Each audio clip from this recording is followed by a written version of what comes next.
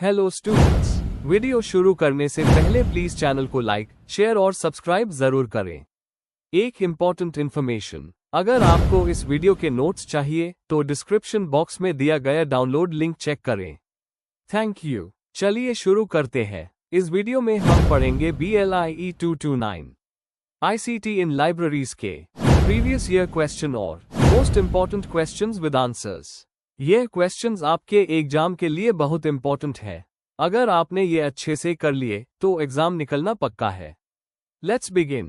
Question 1, explain the functional requirements of document processing in an ILS।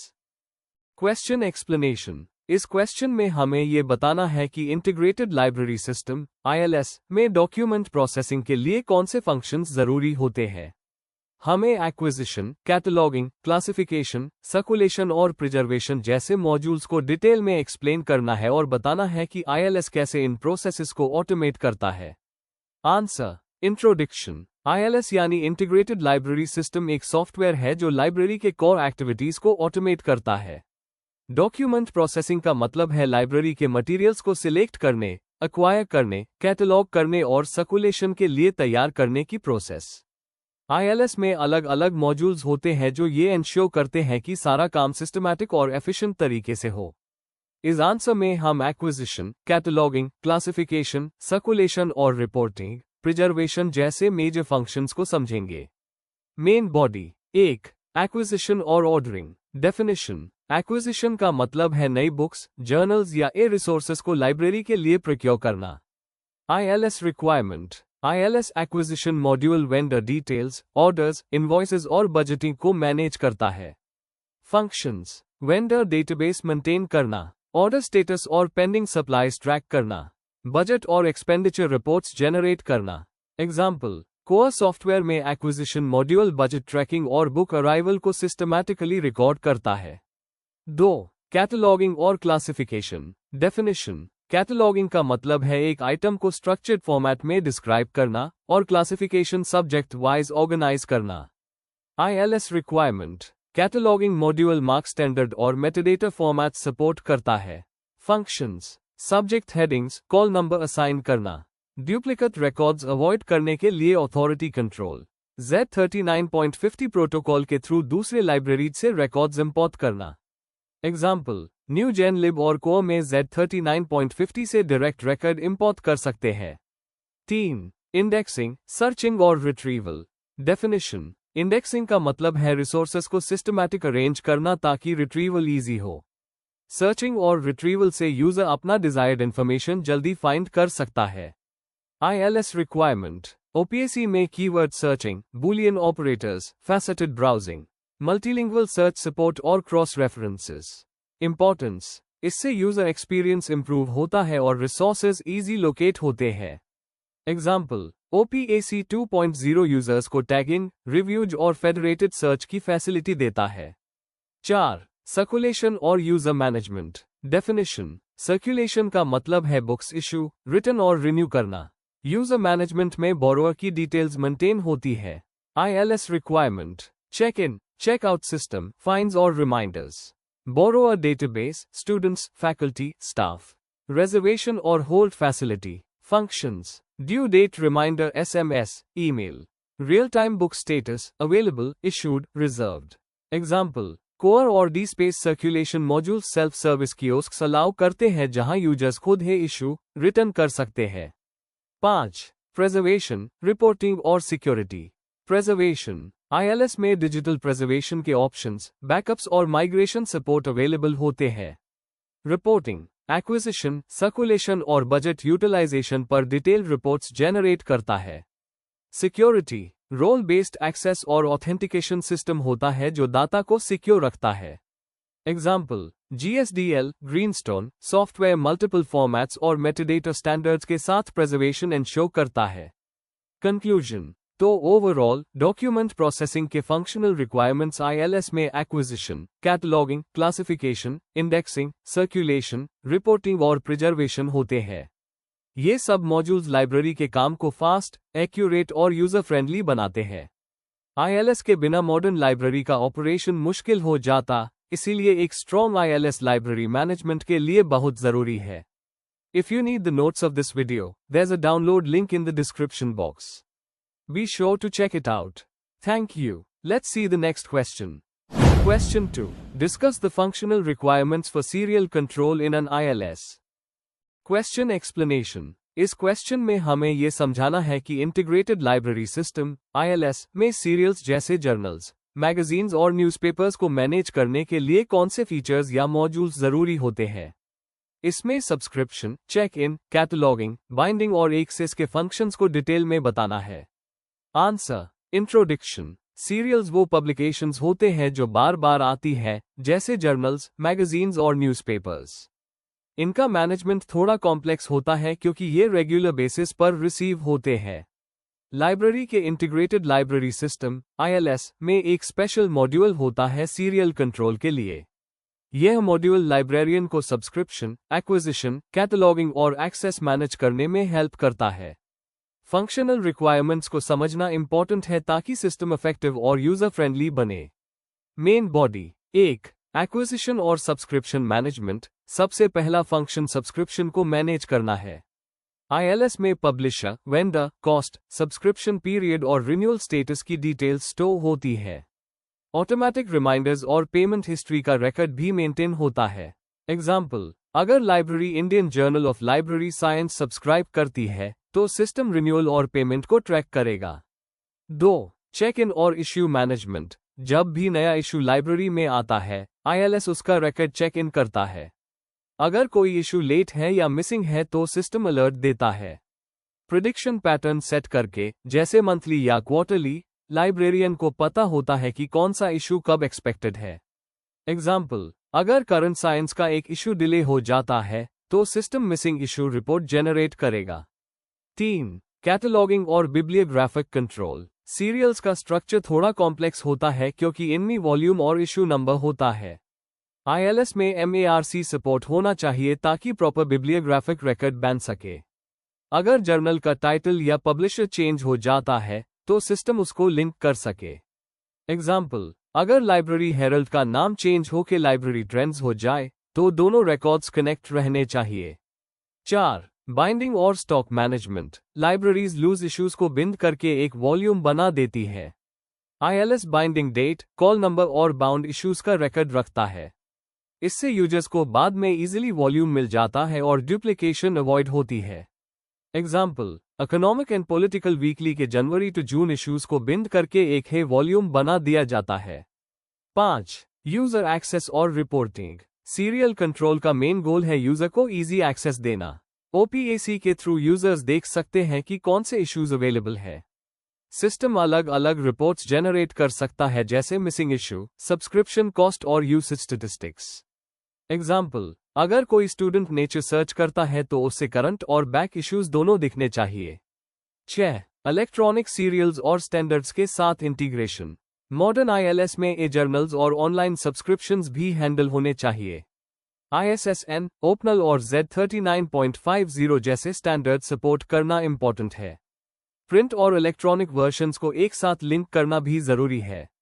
Example, अगर library के पास IEE transactions print और online दोनों versions हैं तो ILS दोनों को कनेक्ट करेगा। कंक्लूजन में ये कह सकते हैं कि सीरियल कंट्रोल ILS का एक बहुत इंपॉर्टेंट पार्ट है जिसमें acquisition, check in, cataloguing, binding और रिपोर्टिंग सब फंक्शंस कवर होते हैं। यह मॉड्यूल लाइब्रेरियन का काम इजी बनाता है और यूजर्स को रिलायबल एक्सेस देता है। डिजिटल एज में ये जर्नल्स के इंटीग्रेशन और स्टैंडर्ड्स का सपोर्ट और भी इंपॉर्टेंट हो गया है। इसीलिए एक स्ट्रांग और एफिशिएंट सीरियल कंट्रोल मॉड्यूल हर लाइब्रेरी के लिए जरूरी है। If you need the notes of this video, there's a download link in the description box. Be sure to check it out. Thank you. Question 3. Distinguish between digital collection and a digital library. Question explanation. इस question में हमें digital collection और digital library के बीच का clear difference समझाना है। दोनों की डेफिनेशन देनी है, उनके फीचर्स और स्कोप को एक्सप्लेन करना है और एग्जाम्पल्स के साथ बताना है कि एक डिजिटल कलेक्शन और एक डिजिटल लाइब्रेरी में क्या फर्क है। आंसर। इंट्रोडक्शन। आज के टाइम में ICT, information and communication technology के वजह से लाइब्रेरीज काफी बदल गई है। अब वो सिर्फ फिजिकल जगह नहीं रही बल्कि हाइब्रिड और डिजिटल बन गई है। इसी कॉन्टेक्स्ट में 2 टर्म्स यूज होते हैं, डिजिटल कलेक्शन और डिजिटल लाइब्रेरी। दोनों रिलेटेड हैं पर सेम नहीं है। डिजिटल कलेक्शन एक सेट होता है डिजिटल रिसोर्सेज का, जबकि डिजिटल लाइब्रेरी एक ऑर्गेनाइज्ड सिस्टम होती है जो कलेक्शंस के साथ सर्विसेज भी प्रोवाइड करती है। आइए इनके डिफरेंसेस डिटेल में समझते हैं। Main body. 1. Definition and nature. Digital collection. Digital collection का मतलब है डिजिटल ऑब्जेक्ट्स का एक ग्रुप, जैसे digitised books, photos, audio, video, research papers. यह मेनली कंटेंट पे फोकस करता है। एग्जाम्पल, एक यूनिवर्सिटी अपने रेयर मैन्यूस्क्रिप्ट्स को डिजिटाइज करके एक डिजिटल कलेक्शन बना लेती है। Digital library. डिजिटल लाइब्रेरी एक पूरा सिस्टम है जो कलेक्शंस को ऑर्गेनाइज करता है, मेटाडेटा ऐड करता है और एक्सेस और सर्विसेज प्रोवाइड करता है। Example, national digital library of India (NDLI), जो मिलियंस ऑफ रिसोर्सेज यूजर्स को अवेलेबल कराता है। डिफरेंस। कलेक्शन एक पार्ट है, लाइब्रेरी पूरा इकोसिस्टम है। 2. Scope and functionality. Digital collection scope limited होता है, मोस्टली एक ही थीम या सब्जेक्ट पे। एग्जाम्पल, गांधी जी के राइटिंग्स का डिजिटल आर्काइव। फंक्शंस बेसिक होते हैं, स्टोरेज और simple access. Digital library wide scope होता है, मल्टीपल सब्जेक्ट्स और फॉर्मेट्स कवर करता है। फीचर्स एडवांस होते हैं जैसे मेटाडेटा सर्च, इंटरऑपरेबिलिटी और user customization. Example, Europeana digital library. Difference. Collection static और नैरो है, लाइब्रेरी डायनामिक और वाइड स्कोप वाली है। 3. Organization and services. Digital collection हो सकता है मेटाडेटा स्टैंडर्ड फॉलो ना करे।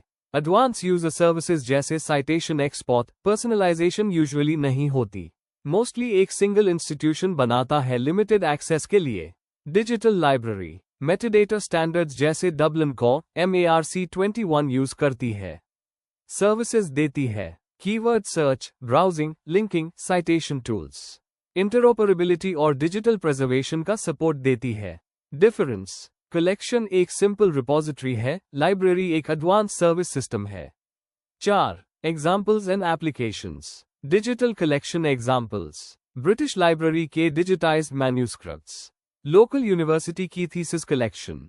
Photo collections on heritage. Digital library examples, national digital library of India (NDLI), digital public library of America (DPLA), DSpace या Greenstone based institutional repositories.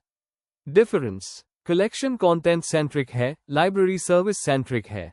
Conclusion. Finally, एक digital collection सिर्फ resources का set होता है, जबकि digital library अन resources को organise करके users को सर्विसेज और सपोर्ट भी प्रोवाइड करती है।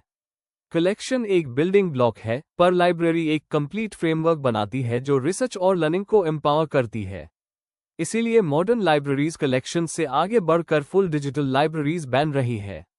If you need the notes of this video, there's a download link in the description box.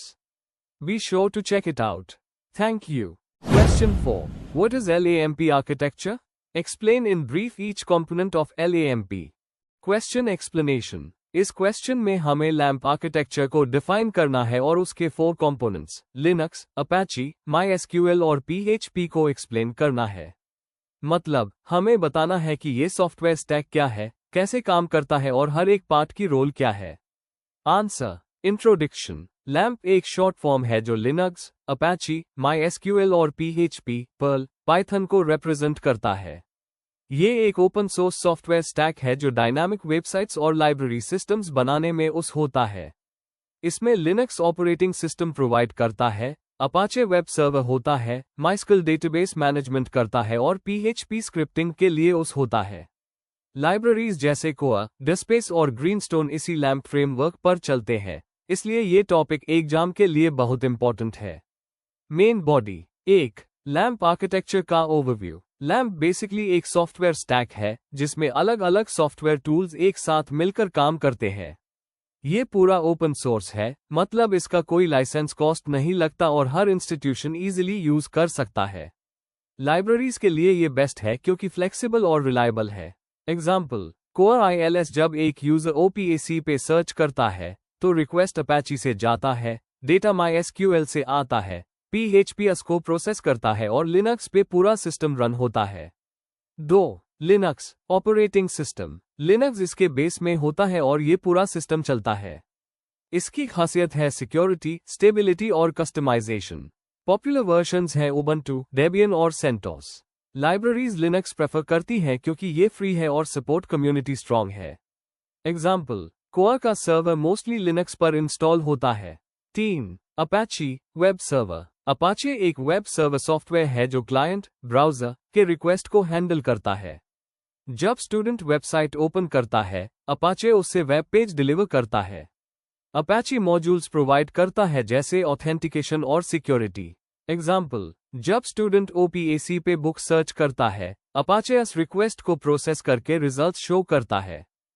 4. MySQL database management system.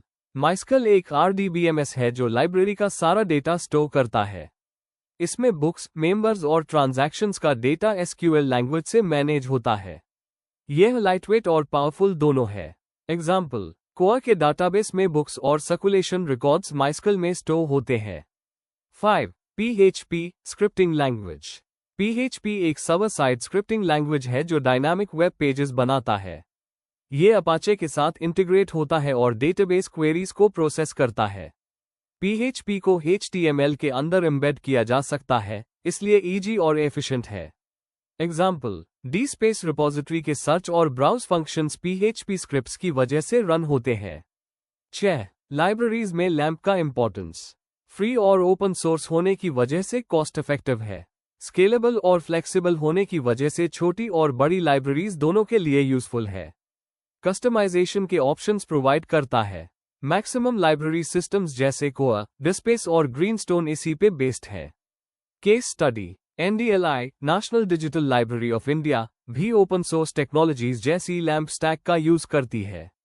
Conclusion, lamp एक पावरफुल और reliable open source framework है जो libraries के digital systems को चलता है।